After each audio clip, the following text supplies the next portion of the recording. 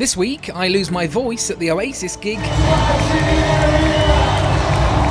show off my stylish merch in all its glory, and finally get some good long-haul BA catering.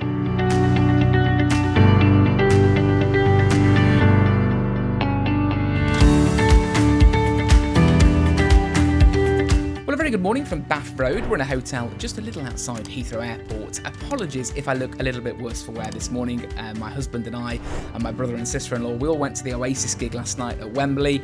Absolutely, hands down, the best gig I've ever been to in my life. If you get a chance to grab tickets or you've already been, drop some comments below if you've enjoyed it, because we thought it was absolutely mega. But you're not here for an Oasis review. We're not here to talk Noel and Liam. We're here to talk about our trip today. Now, we're off to Las Vegas on British Airways' A350 in economy, a product they called World Traveller. We tried to check in for the flight last night, 24 hours before, through the BA app or the BA website.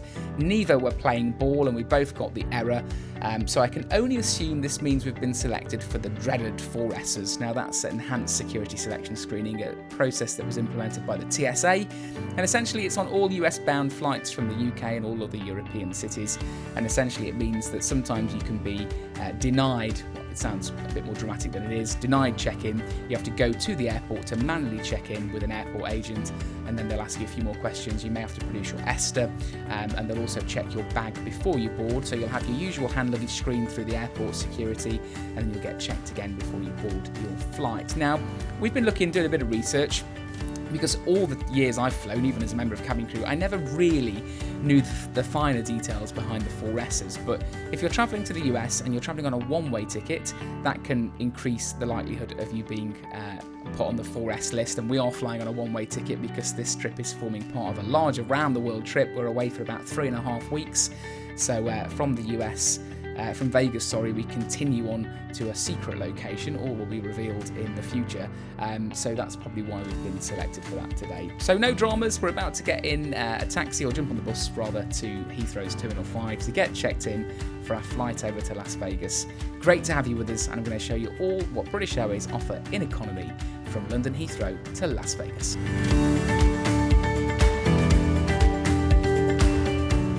Now, after arriving at Heathrow Central Bus Station, it's just a quick jump on the free connection train over to Terminal 5, which takes a matter of minutes. T5 was on the quieter side today, or at least that's what it felt like initially, and the boards were alight cheering on the Lionesses for their much anticipated final. Spoiler alert, they won. And despite me assuming we were on the SSSS list, we weren't. It was just a quick ESTA check, and then we were good to go. So all through security, just sat outside the Club Aspire Lounge, the lounge we get free here in Terminal 5 through our Priority Pass membership through American Express Platinum.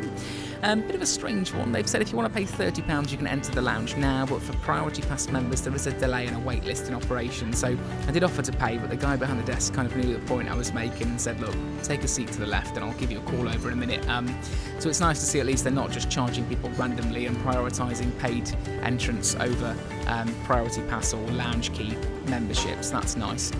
When we went through security, just before security, we inquired about an AUP, an airport upgrade, and was told there was good availability in Premium Economy, which is BA's World Traveller Plus, and in Business, BA's Club World.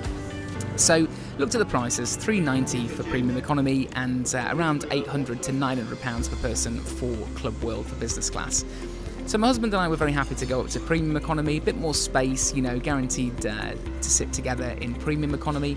So spoke to the staff and asked them just to see the seat map before we made the payment, and rather oddly was told they couldn't do that and they couldn't guarantee we'd be sat together. And I think any passenger that wants to part with the best part of £800 before flying should at least have some assurance from the airline of where they're going to be sat. Now, I know things are fluid. Having been ex-cabin crew, I know seating and seat maps are all fluid until pretty much the time of departure. But I just think it would be nice for some assurances if you're giving quite a large sum of money away to know at least in advance where you'll be sitting. So we're in economy still at this moment. We're in a middle and a window seat. And we're on the second row of economy. I think we're on row 31. So we're just waiting now to get in this lounge, and then we're going to head back to the airport upgrade desk at the request of the staff, just to see if anything's moved, any of the loads have shifted before we board the flight. So I'm ready for a little bit of a drink, to be fair, and I've perked up. I've got my voice back. I know I didn't sound too bad this morning, but last night my voice was completely gone. So stay tuned, and we may or may not be flying economy. Who knows? Now, this lounge really does need some TLC, and I wouldn't recommend paying to enter if you're in Terminal 5. The food on offer today, though, was the usual salad bar, albeit looking a little less sad than my last visit. Hot dishes of a pasta primavera, a vegan haricot bean and tomato stew, and some vegetable fried rice. There were 2 selections of muffins, a glass jar of shortbread-style biscuits, and the usual pancake machine. Yep, that's it. £30, please. The pancakes are alright, to be fair.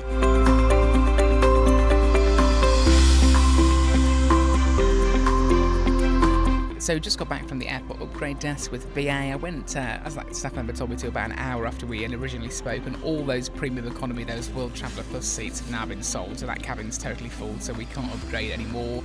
Did look into business to BA's Club World product. It's a fully lie flat bed. It's a really nice product. It's the product that actually my husband and I flew on when we got engaged. It's a lovely seat and a lovely product, but it's £9.10 per person, so £18.20 in total. And I think on a day flight where we can sort of chill, read a book, watch a couple of films, I've got to do some filming for this channel anyway, so I think we're not going to maximise that value. So we've decided to stay put where we are, which is row 31.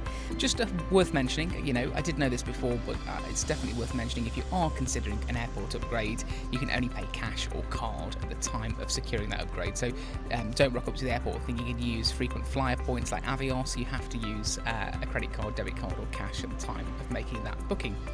So flight time today, 10.5 hours over to Vegas. We're going to be departing this lounge in about an hour's time, and I'll take you on the journey with me on BA's A350 economy service from London Heathrow's Terminal 5 to Las Vegas, Nevada. After completing a bit of work and enjoying a stiff drink, it was time to head to the gate. Fortunately today though, we weren't departing from the B or C satellite gates, so no transit was required. It was gate A10 for us, which is located on the lower level.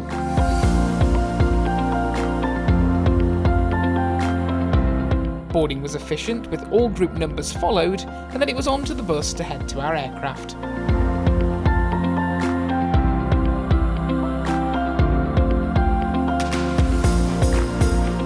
Today's plane, this A350-1000, is a little over 2 years old and was delivered to BA from Airbus in July 2023.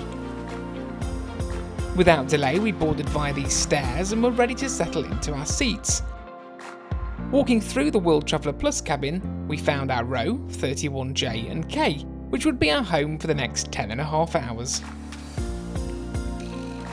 Now, if you're flying the A350, then definitely try and get yourself into this forward economy section, as it only spans 5 rows and feels almost semi-exclusive. On board, there's lots of room for overhead storage. Each seat comes with a blanket, pair of headphones and pillow. There's reading lights above, but no individual air vents, a cushioned headrest, manual window blind, and the seats do recline. If there's one gripe, it's that the legroom is a bit tight, mainly due to where the in-flight entertainment housing is placed. There's a drop-down tray table too, although the area around this was really dirty, which was sad to see. Finally, there's a 10-inch HD touchscreen IFE with headphone port and USB-A charging facilities. So all aboard this British Airways A350 in economy, where we decided to stay. Obviously didn't take up that airport upgrade offer earlier, so really efficient boarding from BA today, starting with Group 0, then 1, 2, 3, and now we've lost our status. We are all the way back in Group 6, but really efficient. I had to take a bus over to the plane today, but yeah, we're all on board now, ready to go, and we're due to take off at about 20 minutes time. Now, they are still boarding passengers as we speak, so it might be a little bit late in the air today. Everything's looking pretty rosy. Normally when I say these things end up changing, but I'm hoping today Lady Luck is on my side. With that all being said, we've just spoken to our travel control. It is very busy at the moment coming out of Heathrow, so they've just told us our earliest departure time in around about 25 minutes from now. If that does change whatsoever, we will come back to you. Otherwise, we'll speak to you once we're airborne. Thank you very much. Well, as suspected, I've jinxed myself. So initial 25-minute delay on pushback due to air traffic control restrictions. They've just increased that now to another 20 minutes. There's a 25-minute taxi on top of that, and then there's been some reports of quite bad weather in Scottish airspace before the oceanic crossing, so we've been told there's probably the likelihood we'll have to hold around that area as well before crossing over the Atlantic towards Vegas. But it is what it is. We're fairly cheery, no complaints from us, but I thought I'd best do a little piece to tell you why we're sitting on the tarmac for so long.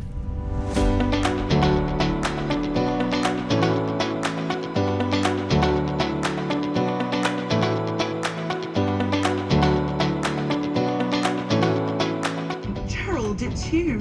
For too long I've kept my true feelings hidden, but now... Personal devices should have the flight safe mode feature enabled now. Handheld devices must be held securely or placed into a pocket.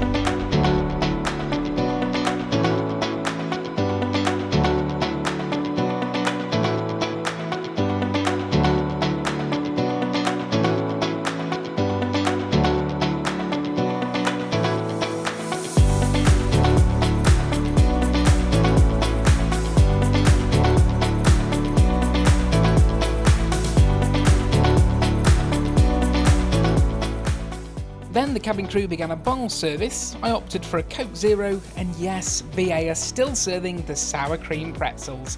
If someone from BA is watching, please give me a ring. I can suggest 1,000 better alternatives. BA's IFE on the A350 is crisp and clear, but has just a small amount of lag. They also have an ongoing partnership with Paramount Plus, but they're still loading just 3 episodes of a 10-episode series, which is quite frustrating.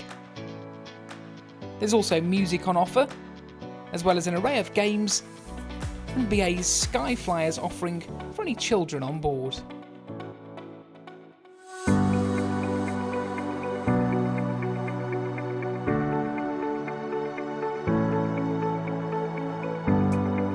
So that was the first meal service on this flight, one of 2. We've been told there's going to be a lighter snack service before we land into Vegas, but this was the main meal service. And DO&CO were catering it, so high expectations when I found that out, and the food was really good. BA have knocked it out of the park on this flight, so there was a choice of a mushroom rigatoni pasta with crispy spinach and cream sauce, or a gnocchi with chicken, tomato sauce and spinach as well.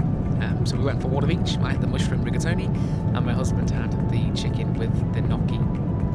Both were exceptionally good, really tasty meals, and alongside those came a starter of peas, broad beans in a mint creme fraiche with a cherry tomato. There was a bread roll with butter, cheese and crackers, Jacob's crackers, and a dessert which was a sticky toffee pudding pot.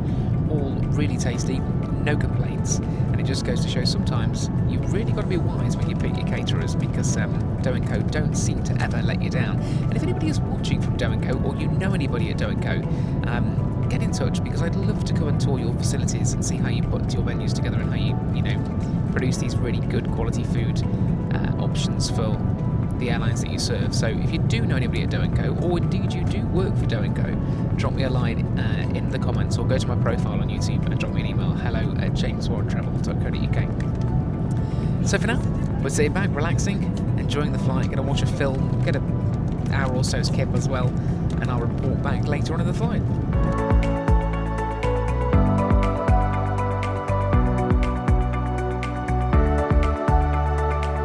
Then the in-flight manager arrived with 2 White Company Club World business class amenity kits and 2 glasses of champagne as a thank you for the sweets we'd bought for all the crew. In a nod to James Asquith, as my husband wasn't on the global flight, he decided to do an honorary slammer time. Anyhow, this was such a lovely gesture from the crew on board BA 275, so in a diversion from usual proceedings, let me show you what's included in BA's business class amenity kit. There's a pair of soft grey flight socks and a White Company branded blackout eye mask. There was also a dental kit. I always find these handy for short trips in Europe and such like. A leaflet from the White Company. A pair of earplugs. A luxury lip balm. A Pulse Point sleep roll-on. And a gentle moisturiser. Not to mention this really nicely designed zip bag.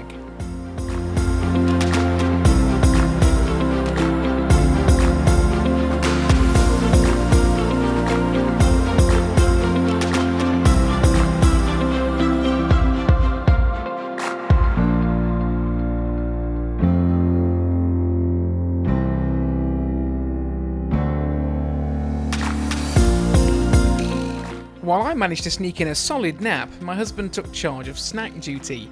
Today's selections: a milk chocolate caramel waffle from the Welsh brand Tree Grows, paired with a packet of raspberry and lime fizzy gummies from Yummy Candy. When I eventually woke up, we were crossing over Colorado, so I decided now would be a good time to do a toilet check, and they were absolutely spotless, no complaints from me at all. It's nice to see cabin crew staying on top of things like this, but ultimately, it's nice to see grown adults actually take a bit of care too. Imagine my surprise when I returned to my seat to see that BA are offering a second full dinner service. This time we got a starter salad of corn, lettuce, coriander, radish and tomatoes, a main of chicken anticuchos, which, correct me if I'm wrong, is a Peruvian dish. This was served with beans, peppers and garlicky roast potatoes. And finally, for dessert, we got given a chocolate brownie pot. Again, another knockout dinner service. I really couldn't fault the catering on this flight one bit.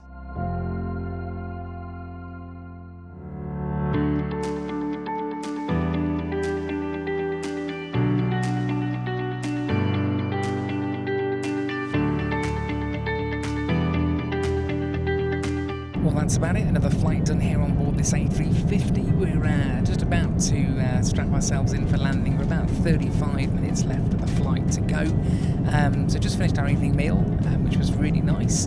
Managed to get about 3.5 hours sleep in this seat. So British Airways as World Traveller Economy seat coming into play again.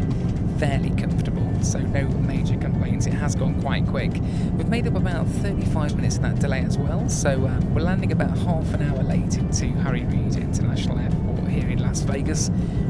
So yeah, it's been quite a nice one to be fair. A little bit out of sorts with regards to the timing of this flight, because the crew was saying that the Vegas flights used to be a little earlier in the day, but now BA have moved them to 17:10 departure, which means, you know, as I'm talking to you now, my body clock is a little bit all over the place.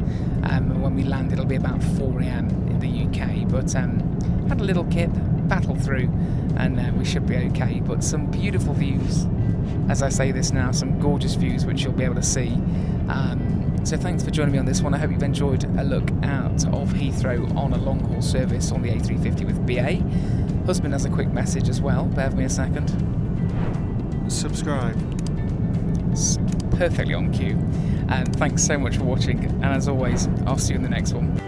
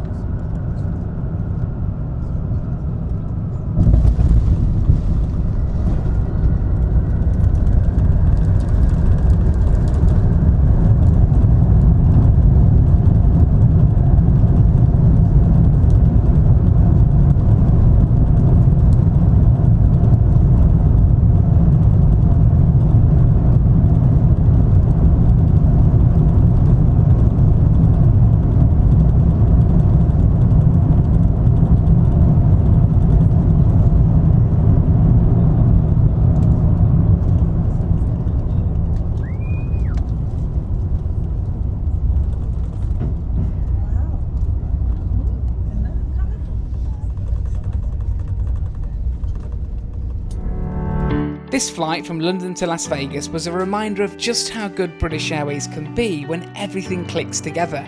The catering was excellent, the crew were warm and welcoming, and the whole experience felt genuinely enjoyable. When BA gets it right, it really shows the great things this airline is capable of, and it was a real pleasure to take this flight. From Harry Reid International Airport in Las Vegas, Nevada, I've been James Warren Oliver. Thank you so much for watching, and as always, I'll see you in the next one.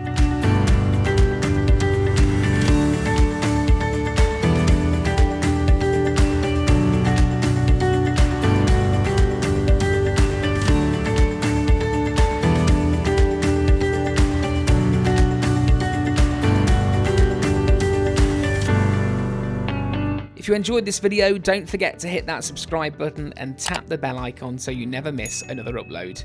Plenty more aviation, travel and hotel content coming your way. See you in the next one.